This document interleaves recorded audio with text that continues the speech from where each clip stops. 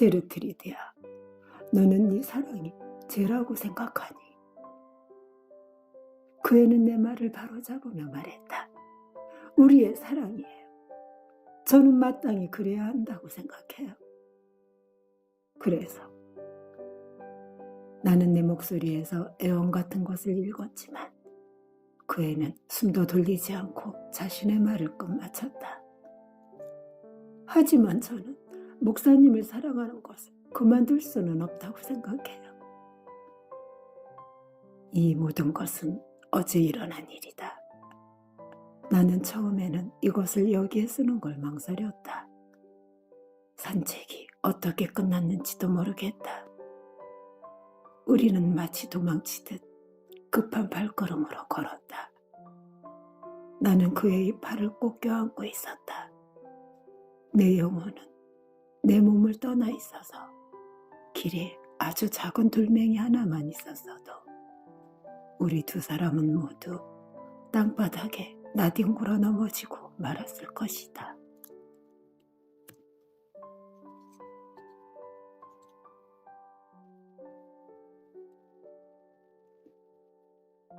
안녕하세요. 소리씨앗의 아나하타리입니다.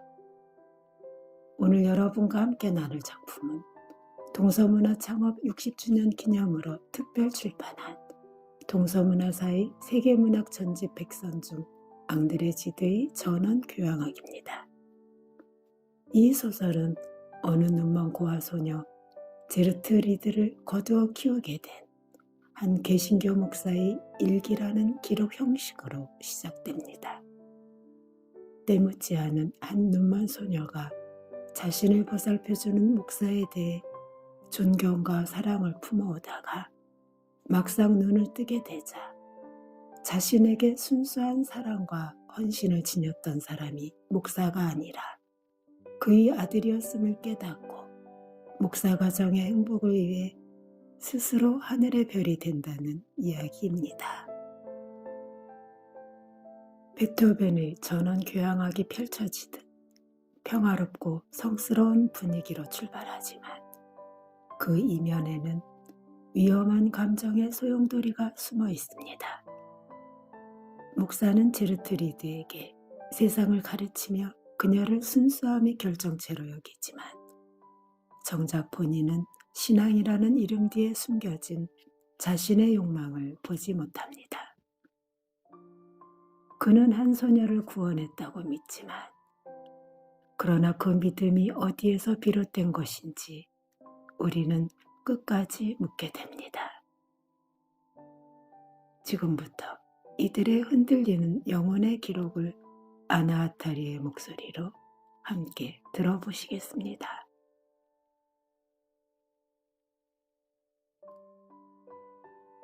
전원 교향악 앙드레지드 5월 19일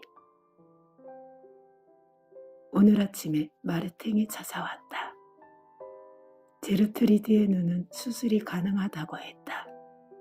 루 박사는 그것을 분명히 밝히며 그 애를 한동안 자기에게 맡기라고 했다. 나는 반대할 수 없었다. 그러면서도 비겁하게 생각해보겠다고 말했다. 그 애가 천천히 마음의 준비를 할 수 있도록 시간을 달라고 요구했다. 기쁨으로 크게 두근거려야 할 내 가슴은 오히려 말로 표현할 수 없는 큰 불안감에 휩싸여 무겁기만 했다. 제르트리드에게 시력을 되찾을 수 있다는 것을 알려주어야 한다는 생각만 해도 말이다.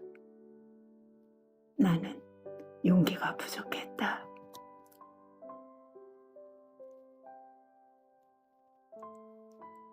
(5월 19일) 밤 제르트리드를 다시 만났지만 나는 아무 말도 하지 못했다. 오늘 밤 라그랑지에 있을 때 거실에 아무도 없기에 그 애의 방까지 올라갔다. 우리 둘뿐이었다.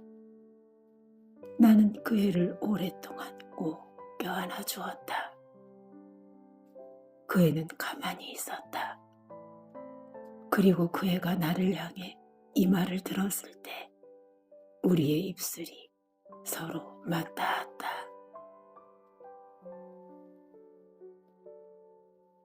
5월 21일.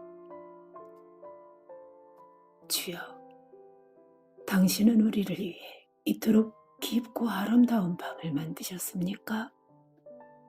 아니면 저를 위해 만드셨습니까? 포근한 바람이 불어오고 열린 창 사이로는 달빛이 비쳐듭니다. 저는 하늘의 무한한 침묵에 귀 기울입니다. 제 마음은 황홀하여 그 안에 녹아들 뿐입니다. 이제 저는 열렬히 기도하는 것 말고는 아무것도 할 수가 없습니다. 하느님, 만일 사랑에 어떤 구속이 있다면 그 구속은 당신의 것이 아니라 인간의 것입니다. 오, 저의 사랑이 비록 인간의 눈에는 죄짓는 일처럼 보일지라도 당신에게는 경건하게 보인다고 말씀해 주세요. 저는 죄라는 생각을 떨치기 위해 노력합니다. 그렇지만 제게 죄는 견딜 수 없는 것 같습니다. 그리고 저는 그리스도를 저버리고 싶지 않습니다. 아니요. 저는 제르트리드를 사랑함으로써 죄를 범하고 싶은 마음은 없습니다. 제 심장을 뽑아버리지 않는 한 이 사랑을 제 마음에서 없앨 수 없습니다. 어째서 그럴까요? 제가 만일 이제와 그 애를 사랑하지 않는다 해도 저는 동정심에서라도 그 애를 사랑해야 합니다. 그 애를 더 이상 사랑하지 않는다는 것은 그 애를 배신하는 일이기 때문입니다. 그 애는 저의 사랑을 필요로 합니다. 주여, 저는 이제 아무것도 모르겠습니다. 저는 당신밖에 모릅니다. 저를 인도해 주소서. 때때로 저는 어둠 속으로 빠져든 것 같은 생각이 듭니다. 그 애는 시력을 되찾게 되었는데 저는 눈이 멀고 있는 것 같습니다. 그 애가 되찾게 될 그 시력이 마치 제게서 빼앗아간 것 같다는 생각이 듭니다.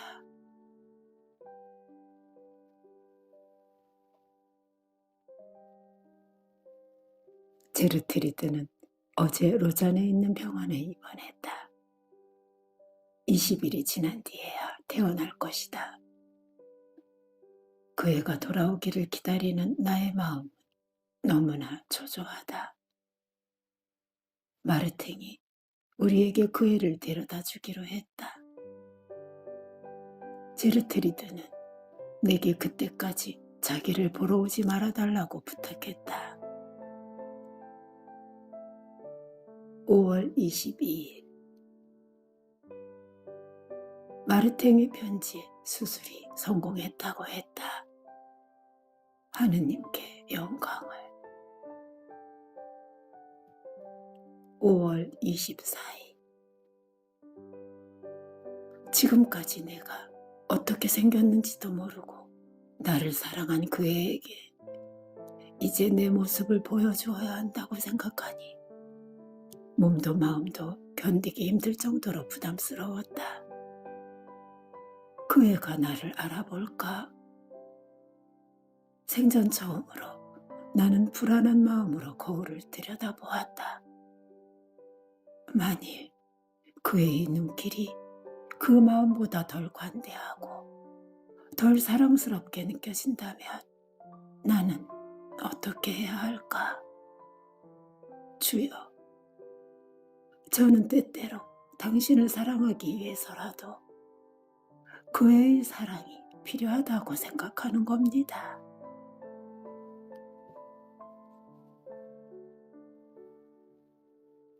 5월 27일. 일이 갑자기 많아져서 나는 요 며칠 동안 그렇게 초조하지 않게 지낼 수 있었다. 나를 정신없게 해줄 수 있는 일이라면 어떤 일이든 환영이다. 그렇지만 무슨 일에 매달리든 온종일 그의 모습이 내게서 떠나질 않는다. 내일 드디어 그 애가 돌아온다. 이번 주 내내 아주 기분 좋은 모습만 보이며 내가 그 애를 잊게 하려고 애쓰는 것 같았던 아멜리는 아이들과 함께 제르트리드의 퇴원을 축하할 준비를 하고 있다.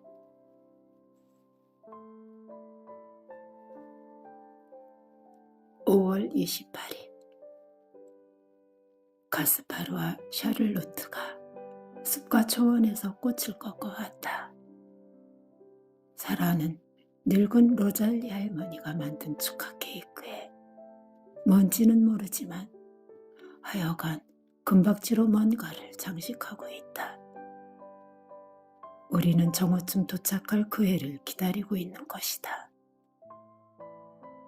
기다리면서 시간을 보내기 위해 이 글을 쓰고 있다. 지금은 11시다. 자꾸만 나는 머리를 들어 마르탱의 마차가 다가올 길 쪽을 바라본다. 나는 마중 나가는 것을 자제하고 있다.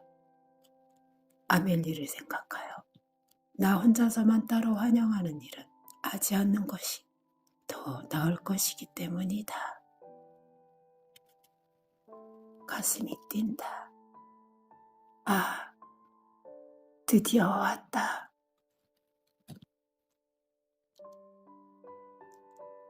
28일 저녁. 얼마나 끔찍한 어둠 속으로 나는 빠져들고 있는가. 자비를 베풀어 주소서 주여. 불쌍히 여겨 주소서. 그 애를 사랑하는 것을 단념하겠습니다. 하지만 주여, 그 애가 죽는 것만은 허락하지 마소서.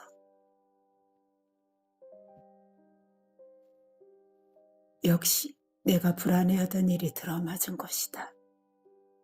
그 애가 어떻게 했다는 말인가? 무엇을 하려 했다는 건가? 아멜리와 사라의 말로는 그 애를 라그랑지의 대문까지 데려다 주자 그곳에 루이즈 양이 기다리고 있었다고 한다. 따라서 그 애는 다시 집 밖으로 나간 것이다. 이게 도대체 어떻게 된 것인가? 내 생각을 좀 정리해봐야 할 것 같다.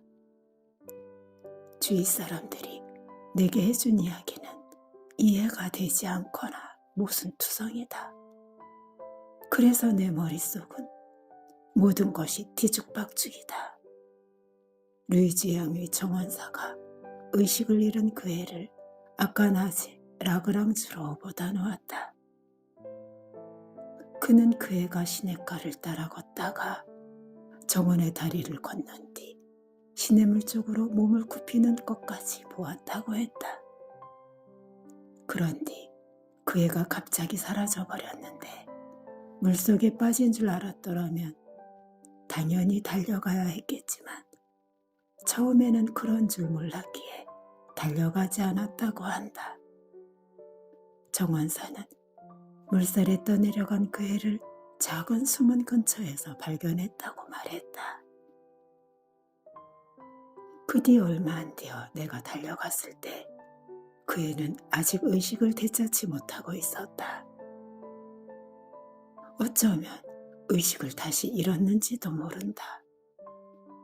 왜냐하면 곧바로 응급처치를 했기 때문에 잠시 의식을 되찾았을 뿐이다.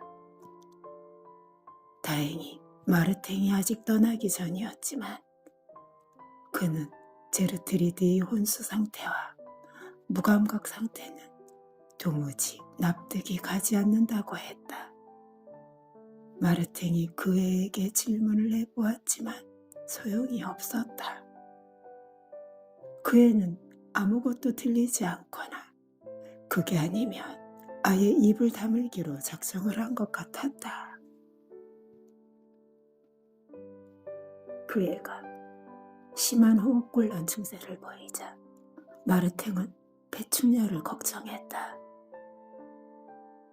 그는 겨자껍질 연고와 흡각을 붙여준 뒤 내일 다시 돌아오겠다며 돌아갔다. 환자의 의식을 되찾게 하려는 데만 정신이 팔린 나머지 너무 오랫동안 젖은 옷을 갈아입히지 않은 것이 잘못이었다. 시냇물이 얼음처럼 차가웠던 것이다. 유일하게 그의 입을 열게 하여 몇 마디를 들을 수 있었던 루이즈 양의 주장에 의하면 그 애는 시냇가에 수북이 자라있던 물망초 꽃을 꺾으려다 아직 거리 측정이 서툴러서인지 아니면 평평하게 수면을 덮고 있는 꽃무리를 단단한 땅으로 잘못 알아서인지 얼떨결에 발을 헛디뎠다고 했다. 아, 그 말을 믿을 수 있다면 얼마나 좋을까. 그것이 단순한 사고에 지나지 않는다고 믿을 수 있다면 내 영혼을 덮치는 끔찍하고 무거운 짐이 얼마나 가벼워질 것인가. 그렇지만 아주 명랑한 분위기에서 진행된 식사 시간 내내 그에게서 떠나지 않은 그 이상한 미소가 나를 불안하게 했다. 그것은 일부러 꾸민 듯한 부자연스러운 미소로 내가 그에게서 그동안 한 번도 보지 못했던 것이었다. 나는 그 애가 세상을 처음 보게 된 때문이라고 생각하려 했었다. 그리고 또 그 미소는 눈물처럼 두 눈에서 얼굴로 흘러내리는 미소이기도 했다. 그런 미소에 다른 사람들이 속되게 기뻐하는 것을 나는 불쾌하게 생각했다. 그 애는 식사 시간의 즐거운 분위기에 어울리지 못했다. 어떤 비밀을 발견한 것 같았고 내가 그 애와 단둘이 있게 되면 당연히 그 비밀을 내게 털어놓을 것만 같았다. 그 애는 거의 한마디도 하지 않았다. 하지만 그 애의 그런 태도에 아무도 놀라지 않았다. 왜냐하면 다른 사람들이 있으면 더구나 앞에 있는 그들이 들떠서 얘기하면 할수록 그 애가 말이 없어지는 건 흔한 일이었기 때문이다.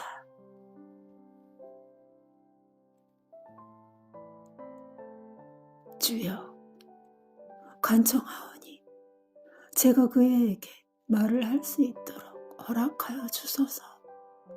저는 알 필요가 있습니다. 그렇지 않으면 제가 어떻게 삶을 지속할 수 있겠습니까? 혹시 그 애가 스스로 목숨을 끊으려고 한 것이라면 그것은 틀림없이 알아버렸기 때문일까? 그렇다면 무엇을 안 것일까? 사랑스러운 제르트리드, 너는 도대체 어떤 끔찍한 것을 보았단 말이냐? 네가 그렇게 갑자기 발견할 수 있는 그 어떤 치명적인 것을 내가 감추어왔단 말이니?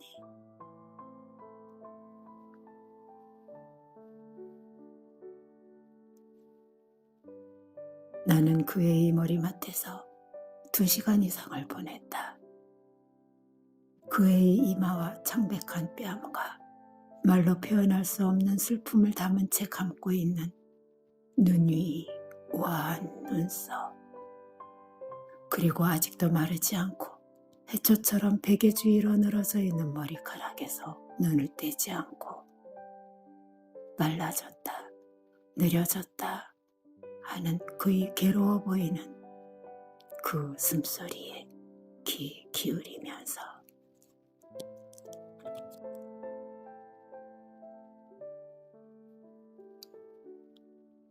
5월 29일 오늘 아침 그 집으로 가려 하고 있었는데 마침 루이지 양이 나를 부르러 사람을 보냈다.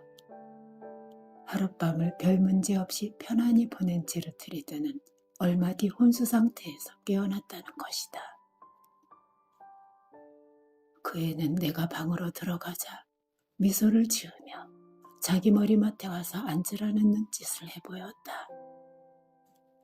나는 감히 그 애에게 묻지 못했다.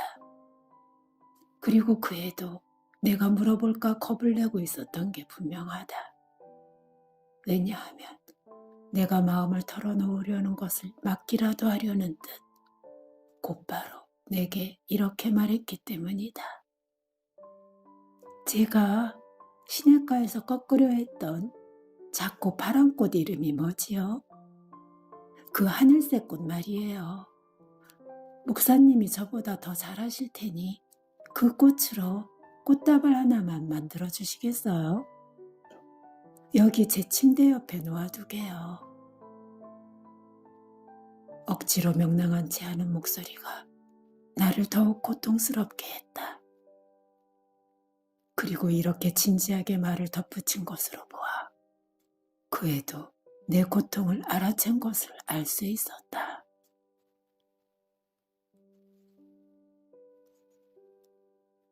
오늘 아침엔 목사님께 말씀드리기가 힘드네요. 너무 피곤해요. 저를 위해 꽃을 꺾으러 가주시겠어요? 조금 뒤에 다시 돌아와 주세요. 그리고 1시간 뒤 그에게 줄 물망초 꽃다발을 가지고 다시 왔지만 루이지 양은 제르트리드가 다시 잠들어 있으니 저녁까지는 만나지 않는 편이 좋을 것 같다고 말했다. 저녁이 되어 나는 제르트리드를 다시 만났다. 그 애는 침대 위에 여러 개 겹쳐놓은 쿠션에 기대고 있어서인지 마치 앉아있는 것처럼 보였다. 가지런히 모아서 이마 위로 따온 머리카락 사이사이에 내가 꺾어다 준 물망초 꽃들이 꽂혀 있었다. 그 애는 분명히 열이 있었고 숨쉬는 것도 많이 힘들어 보였다. 내가 손을 내밀자 그 애는 타는 듯한 두 손으로 내 손을 잡고서 한동안 놓지를 않았다. 그의 곁에 나는 그렇게 서 있었다. 목사님께 한 가지 꼭 고백해야 할 게 있어요. 오늘이라도 죽게 될까봐 겁이 나서 그래요. 그 애가 말했다. 오늘 아침에 전 목사님께 거짓말을 했어요. 꽃을 꺾으려던 것이 아니었어요. 자살할 작정이었다고 말씀드려도 목사님은 절 용서해 주시겠지요? 나는 그의 육한 얇은 손을 꼭 쥐면서 침대 곁에 무릎을 꿇고 앉았다. 그러자 그 애는 내게서 손을 빼더니 나의 이마를 어루만지기 시작했는데 나는 흐르는 눈물을 감추려고 침대 시트에 얼굴을 파묻었다. 제르트리드는 내게 다시 다정하게 말했다. 제가 한 일이 아주 나쁜 일이라고 생각하세요? 내가 아무 대답도 하지 않자 그 애는 다시 말을 이어갔다. 목사님의 마음과 삶에 제가 너무 큰 자리를 차지하고 있다는 걸 목사님은 잘 알고 계세요. 목사님 곁으로 돌아오자마자 저는 그 점을 깨닫게 되었어요. 그리고 제가 차지하고 있던 그 자리가 저 때문에 슬퍼하는 다른 분의 자리였다는 것도요. 저 이제는 바로 그 점을 좀 더 빨리 깨닫지 못했다는 거예요. 저에 대한 목사님의 사랑을 이미 잘 알고 있었으면서도 목사님이 저를 사랑하도록 그냥 내버려 두었다는 것부터 잘못된 일이었어요. 이제서야 제 눈으로 직접 좋지 않은 그분의 수심 가득한 얼굴을 볼 수 있게 되자 저는 그 슬픔이 저 때문이라는 생각에 더 이상 견딜 수가 없었어요. 그렇지만 목사님은 자책하지 마세요. 그냥 이대로 헤어지게 해주세요. 다시 그분에게 기쁨을 돌려드리세요. 그 애는 내 이마를 어루만지던 손을 거두었다. 나는 그의 손을 움켜잡고 눈물을 흘리며 키스를 퍼부었다. 그러나 그 애는 초조해하며 손을 빼냈다. 또 다른 괴로움이 그 애를 동요시키기 시작했던 것이다. 제가 말하고 싶었던 건 그게 아니에요. 정말 제가 하고 싶었던 말은 그게 아니었다고요. 그 애는 반복해서 말했다. 그의 이마가 땀에 젖어 있는 것이 보였다.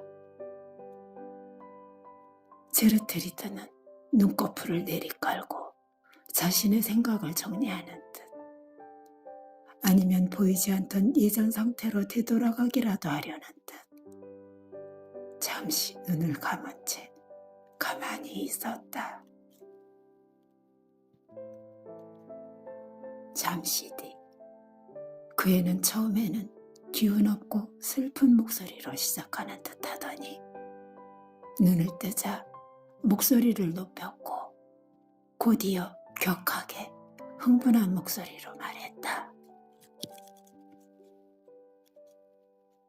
목사님 덕분에 제가 눈을 뜨게 되었을 때 저희 눈은 상상했던 것보다 훨씬 더 아름다운 세상을 보았어요. 정말로 태양이 이토록 밝고 대기가 이토록 반짝이며 하늘이 이렇게 넓으리라고는 꿈에도 생각지 못했어요. 그렇지만 사람들의 얼굴이 이토록 걱정으로 가득 찬 모습이라는 것 역시 상상하지 못했지요. 제가 목사님이 집에 들어갔을 때 맨 처음 제게 보인 게 뭔지 목사님은 아세요? 아무래도 목사님께 말씀드리지 않을 수가 없어요. 제가 처음 본 것은 우리의 잘못, 우리의 죄였어요. 아니라고 하지 마세요. 만일 너희가 눈먼 사람이라면 죄가 없으리라 라는 말씀으로 저를 안심시키려 하지 마세요. 저는 이제 보이는 거려. 일어나세요, 목사님. 여기 제 곁에 앉아보세요. 아무 말씀 마시고 제 말을 들어주세요. 병원에 있는 동안 저는 목사님이 제게 읽어주지 않으셔서 제가 모르고 있던 성경 구절들을 읽었어요. 아니, 더 정확히 말하면 읽어달라고 했어요. 온종일 되뇌었던 성바울의 이 구절이 기억나요. 전에 법을 깨닫지 못할 때에는 내가 살았더니 계명의 이름에 죄는 살아나고 나는 죽었도다. 그 애는 극도의 흥분 상태에서 아주 큰 소리로 말하더니 마지막 몇 마디는 거의 고함을 지르다시피 했다. 나는 밖에까지 그의 이 말이 들릴까 봐 불안했다. 조금 뒤 그 애는 다시 눈을 감더니 자기 자신에게 말하듯 마지막 몇 마디를 되뇌었다. 죄는 살아나고 나는 죽었도다. 나는 두려움으로 가슴이 얼어붙는 듯하여 부르르 몸을 떨었다. 나는 그의 생각을 다른 데로 돌리고 싶었다. 누가 그 구절을 내게 읽어주었니? 내가 물었다. 자, 그가요. 그는 눈을 다시 뜨더니 나를 뚫어지게 바라보며 말했다. 자크가 개종한 걸 목사님도 아셨나요? 더 이상은 참을 수가 없어서 제발 그만해달라고 그 애에게 간청하려 했지만 그 애는 벌써 말을 이어가고 있었다. 목사님, 제 말이 고통스러우실 거예요. 하지만 우리 사이에는 어떤 거짓말도 남아있어서는 안 돼요. 자크를 보게 된 순간 저는 제가 사랑하는 사람이 목사님이 아니라 바로 자크였다는 사실을 깨닫게 되었어요. 자크는 목사님의 얼굴이었던 거예요. 제가 상상하던 목사님의 얼굴 말이에요. 아, 목사님은 왜 제가 자크를 밀어내게 하셨어요? 나는 그와 결혼할 수도 있었을 텐데. 그건 제르트리디야. 이제라도 그 애와 결혼할 수 있단다. 나는 안간힘을 다해 소리쳤다. 자크는 수도사가 되겠대요. 그 애가 격하게 말했다. 아, 저는 자크에게 고백하고 싶어요. 그러고는 몸을 들썩이며 신음하듯 말했다. 이제선 죽을 수밖에 없다는 걸 목사님은 잘 아시겠지요. 목이 말라요. 누굴 좀 불러주세요. 숨이 막혀요. 혼자 있게 해주세요. 아, 목사님께 말씀드리고 나면 마음이 가벼워질 거라고 생각했는데 떠나주세요. 우리 헤어져요. 저는 더 이상 목사님을 보고 싶지 않아요. 나는 그 애를 두고 나왔다. 그리고 루이지 양을 불러내 내 대신 그의 곁에 있게 했다. 그 애가 몹시 흥분하고 있는 것이 불안했지만 내가 옆에 있는 것이 오히려 상태를 더 악화시킬 뿐이라고 자신을 타이르는 수밖에 없었다. 나는 루이지 양에게 만일 상태가 더 악화되면 곧바로 알려달라고 부탁했다. 5월 30일. 아, 나는 이제 그 애가 잠들어 있는 모습밖에 다시 보지 못했다. 저녁 내내 헛소리와 헛탈증으로 헤매다가 오늘 아침 동틀 무렵 그 애는 세상을 떠났다. 제르트리드의 마지막 부탁으로 루이지 양이 서둘러 자크에게 알렸지만 그는 그 애가 죽고 난 뒤 몇 시간이 더 지나서야 도착했다. 자크는 아직 시간이 있었는데도 사제를 부르지 않았다며 나를 사정없이 비난했다. 그렇지만 제르테리드가 로잔에 있을 때 분명 자크의 재촉 때문이었겠지만 개종했다는 사실을 모르고 있던 내가 어떻게 그럴 수 있었겠는가. 자크는 그제야 비로소 그와 제르트리드가 개종했다는 사실을 내게 알려주었다. 이렇게 두 아이는 한꺼번에 내 곁을 떠났다. 살아있는 동안 나 때문에 함께하지 못했던 그 애들은 나를 피해 달아나 하느님의 품속에서 하나로 맺어질 계획을 세웠던 것 같다. 그렇지만 자크의 개종은 사랑보다는 이론이 기인했다고 확신하게 되었다. 그 애는 내게 이렇게 말했다. 아버지, 저에겐 아버지를 비난할 자격이 없습니다. 하지만 저는 아버지의 과실을 본보기 삼아 이 길을 택한 겁니다. 자크가 떠난 뒤 나는 아멜리 곁에 무릎을 꿇고 나를 위해 기도해달라고 부탁했다. 아내는 그저 하늘에 계신 우리 아버지 하며 주기도문을 암송할 뿐이었지만 구절과 구절 사이 긴 침묵 속에 우리의 애원을 가득 담아주었다. 나는 울고 싶었다. 하지만 나는 내 가슴은 사막보다도 더 메말라 있음을 느꼈다.